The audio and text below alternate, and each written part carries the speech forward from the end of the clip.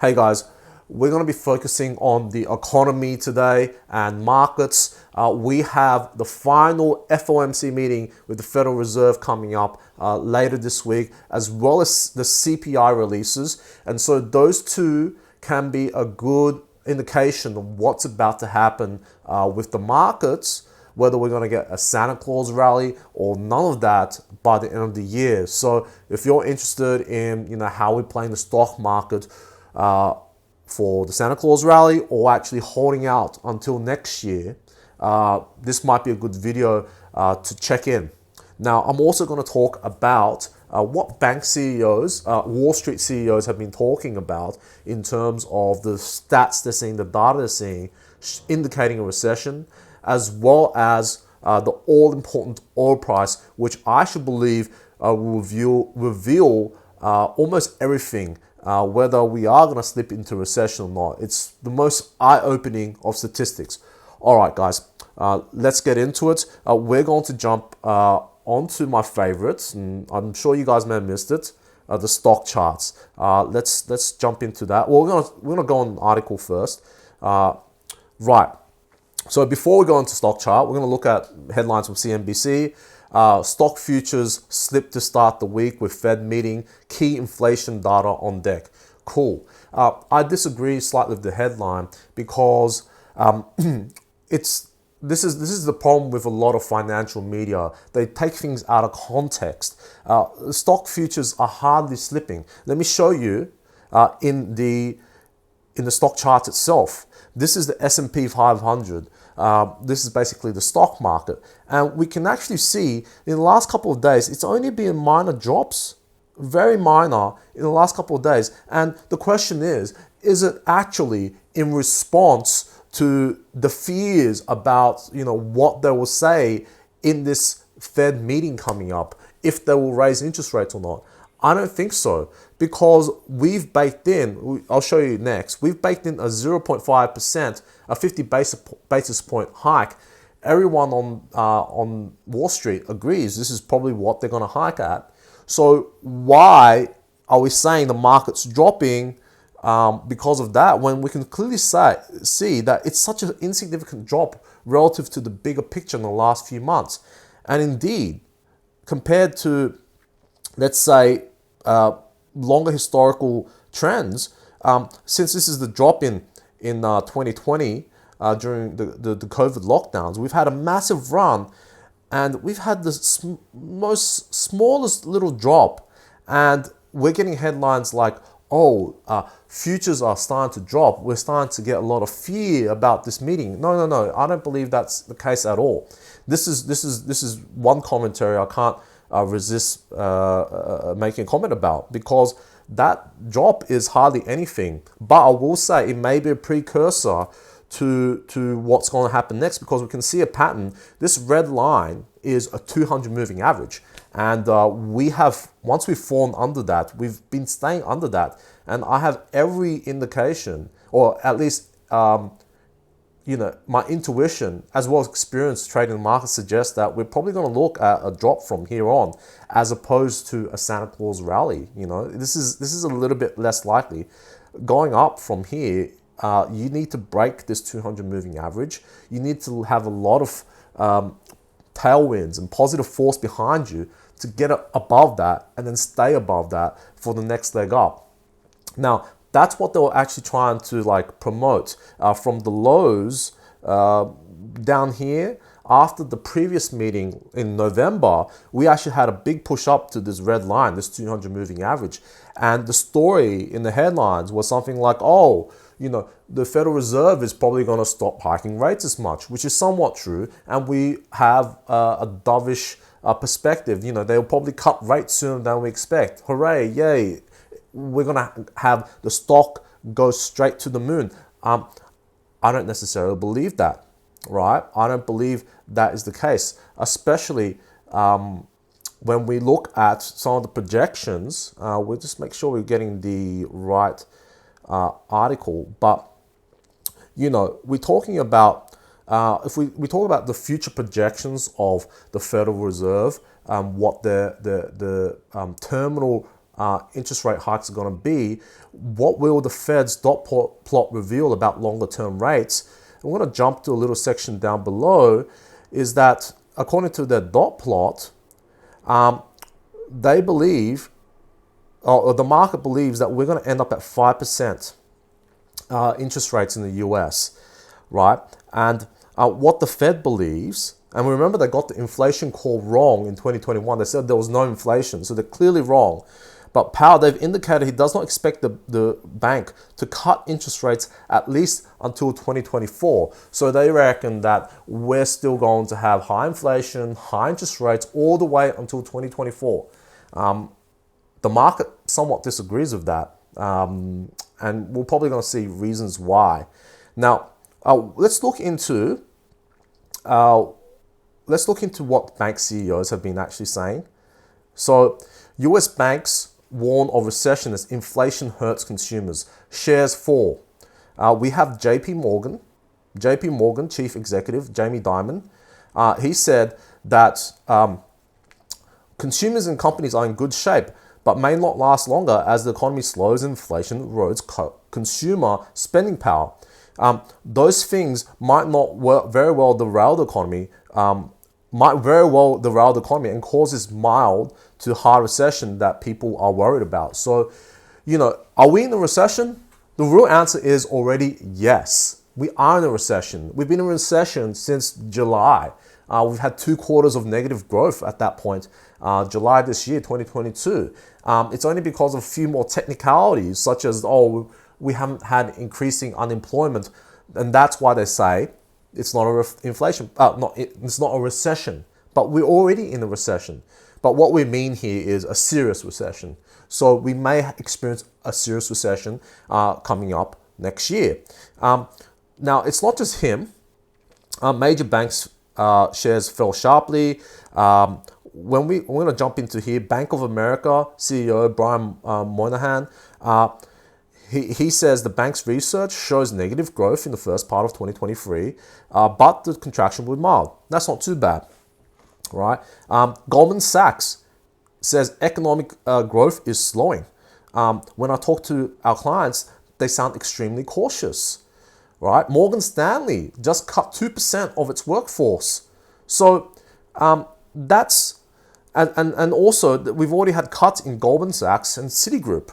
So, and then add on to that, I thought I was finished, but we also have BlackRock, who had hiring freezes. So we already have stuff happening in Wall Street to indicate that they're preparing for some sort of recession, right? And I just want to remind, I suppose, that these banks have better data than the Federal Reserve. The Federal Reserve looks at probably the data that I'm going to show you right here that we see, but they just get it like a little bit earlier. They get previews of it. But the truth is, banks, they get to see credit card statements. They get to see the transactions. They have all this data on their servers, on their databases, and they can see in real time to the minute if the economy is slowing. If, let's say, JP Morgan has credit cards, they're going to see, we're not getting as much. We're only getting 5 billion of transactions today, as opposed to normally 5.5. They can tell from just credit card records if the economy is slowing far more sort of reflexively and far more responsively than the Federal Reserve. They have far more significant data than you can imagine relative to the Federal Reserve. I would listen to those guys as opposed to the Federal Reserve. However, though Wall Street is not incentivized to tell you the truth. It's incentivized to tell you the information that could make the money that they can buy low and sell high to you. Just saying. Let's get into, let's have a quick review. I'd love to have a quick review of some of the inflation data to suggest that the rate hikes are probably going to slow. We're looking at CPI data from Switzerland, and the inflation is slowing. It's less than expected, 0.1 versus 0.2%. We look across the board in November 11th. In the US, we had 0.4 CPI percent, year on year 7.7 versus 7.9. CPI, core CPI, 0.3 versus 0.5 expected. So inflation is starting to be less and less, but it doesn't necessarily mean they're going to cut interest rates anytime soon. We can see this to an extent in Canada. We've had this number here, which is a bit less than we expected, the red numbers, which showed the numbers is less than expected. The Australian CPI 6.9 versus 7.6, so globally inflation is slowing, but it could also mean an indication of global slowdown, right? And we're going to jump into one more thing, which I think is going to be absolutely key to actually understanding where we're heading. Oil. You know what? We're going to jump back into the oil charts just to give an indication of what's really happening. And I don't know if you guys remember, I made a video at the end of last year saying oil was going to jump to $100. I believe it has, but I can't necessarily remember, but I may have made a video about how crude oil was probably, and commodities are probably not a good place to be around the middle of this year because of increasing interest rates. And we could see from around the mid of the year, this is around June, in oil prices, it's just been dropping and it's never really recovered. In fact, it has hit a new low. And I'll show you why this little drop here is actually quite significant, right? Now, at the end of last year, oil was around here when I made the video to call for $100 oil, right? It has been going up, so it's not the most amazing call. It has been going up, but $100 oil, and that was around $70. Now, we went all the way up to $120 with Russia helping, I suppose, with starting the war. But we've come down to right now at $70.83 at the time of this recording. Now, it's below this line here, $76.36. Why is that important? Why is that important? It's important because this line goes back quite a bit. We see a high here in July 2021, mid 2021. Focus on, okay. Unfortunately, we've got this made a drop to minus 40 back in 2020, so we'll just ignore that. But 76.36 was the previous high in the 8th of October 2018. Get that, right? And that was the massive peak. So that was a very important level. And then we're going to have to go back a lot. We're sorry about this. Let's see if it loads. 76. And it was back in 2012. It kept dropping to $76.36 around, and it recovered from there. So this is a major level. This is a line in the sand, and we've broken it. And what's really significant, seriously significant, is that oil price has been going down because generally they expect demand and the world economy to slow, but it is in the context of massive cuts in oil, which should reduce supply. Saudi oil output at 6-month lows. Gulf producers lead OPEC plus cuts. We've fallen 800,000 barrels a day. We've cut in OPEC. The shortfall, right now is 1.89 million barrels per day from 3.27. But they cut 700,000 barrels per day of production in November alone. So, they're cutting hundreds of thousands of barrels, and we're still dropping to significant new levels of oil prices. Now, what does that mean? Why is that important? Well, I'm going to tell you one thing. We're going to switch charts. Oops. This chart is what the whole world trades and what everyone puts their pensions into. We want this thing to go up because all our net worth is in here, right? This is the S&P 500 or any other stock market. But crude oil is different altogether. The people that trade this are not you and me. The people that trade this are Wall Street commodity firms, Wall Street themselves, right? Professional traders. These are the people that are paid to actually trade this dang thing. All right, they're professionals. They don't trade for fun. They trade because it's their job. And they make or lose money. If they make or lose money, they keep or they lose their job. Right, and these are professionals. They know what's up. So this is perhaps the number one indication of economic activity, of where they think the economy will go, because these are professional traders, not the average trader, professional traders. The last thing I want to finish up on is we're going to look at why I believe we cannot necessarily rush to the conclusion that the Fed can save the market or your central bank can save the market, because let's look at the actual inflation rates versus interest rates right now across the world. Let's look at inflation in the US, 7.7%. It is starting to slow, perhaps drop a bit, you could say, but our interest rates, 4%. Still a massive differential, right? Massive difference. Apart from China, inflation rate's 1.6 versus 3.65 interest rates. They should be dropping their interest rates if those numbers are correct. Now, this is the kicker. Let's look at Europe. 10% inflation. Their interest rates are only 2%. How are they going to take down inflation at 2% interest rates? It's insane. Germany, 10% inflation, but only 2% interest rates. 11.1% in the United Kingdom. It's been accelerating.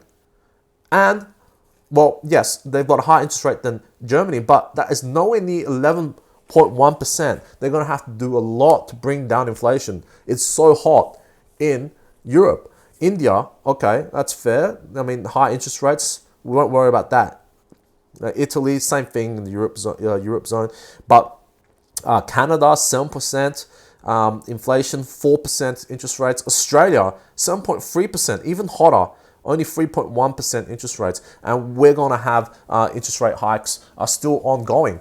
The question is, can these economies handle it? And what if, what if we have inflation that stays high? And inflation is not just a function of interest rates and economic activity. It's a reflection of it's a supply chain, and maybe the supply chain is getting better from China reopening up. But this is still really, really high, And inflation is like a genie. They say it's a genie. Once it's come out of the bottle, it's really hard to put it back in. It's a recursive function. The higher inflation is, the higher we expect it to go, and the people spend the money before they put in the bank account because they think the money's going to be worthless anyway. And when they spend and accelerate that spending, that accelerates inflation. And if we have high inflation, interest rates are not going to go down. Interest rates at high levels could cause this recession we're talking about here for next year. So I'm going to be on the lookout for it.